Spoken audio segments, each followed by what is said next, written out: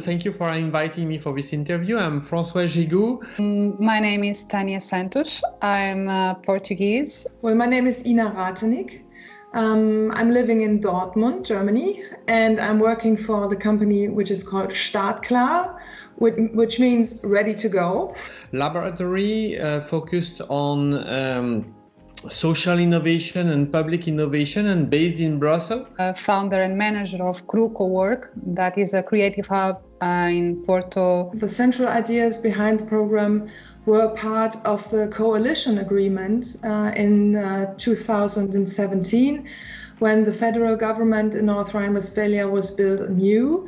I'm running this creative center, this creative hub, for almost 9 years. The public administration said we are not enough flexible, we are not enough equipped, we are not enough linked, and it's better that we give that to a third party. So the idea was to create this 3-in-1, a place to work with a co-working space, a collaborative space, a store and a gallery. The central idea is mainly to connect three things. Stimulating cultural development, creating meeting points for all kinds of people living in rural areas, where they can go no regard to what they have as an income, and to stimulate civic participation, especially on the cultural sector. A good example is the city of Bremen, which was one of the partners. How we worked, it was different from the other organizations. It was a fresh thing in Porto, and it's good, but also it was challenging. A strategic step of the Ministry of Culture to choose an office to serve as the main point where people turn to with regard to this program. So this is our office, and we are a private company. So they said, let's take two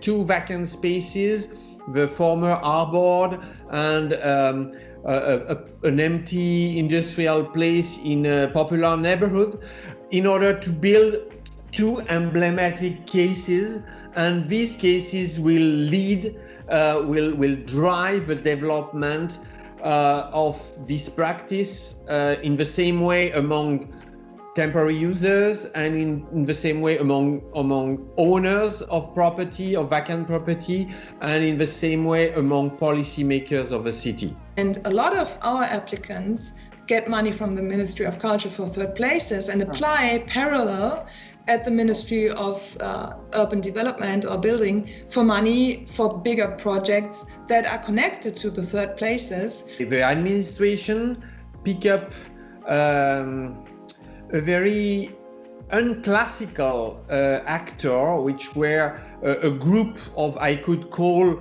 architect activists that were at the beginning more known for their protest against urban development. For people living in rural areas, a big problem was often and still is the poor cultural infrastructure, and of course that's a structural problem, and especially for young people and older people.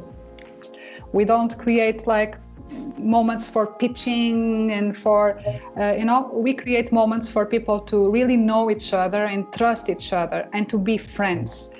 And frankly speaking, I'm not so sure that it's the best practice, because you can take years and years to an exhaustive mapping. In the first place, we had 150 applications and 17 were chosen. 75% of our revenue can be individual funding, and public funding maybe around 25% of our revenue. Okay, it's only the Ministry of Culture that is funding this program. Mm-hmm. There's no EU money or else involved. It's 14 million euros for the first 4 years. These young people were saying, yes, we've got, we went to ZZZ, the Zwischenzeit Zentrale, and they helped us to find an empty shop with a very low rent.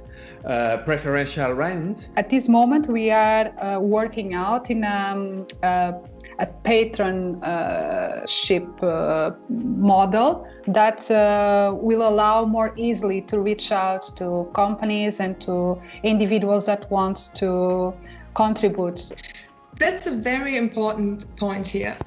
The organizers are encouraged to think about activities that make them self-sustainable over the years. I'm here just to share good practices or whatever I can contribute to the sector for its resilience and its growth in these hard times.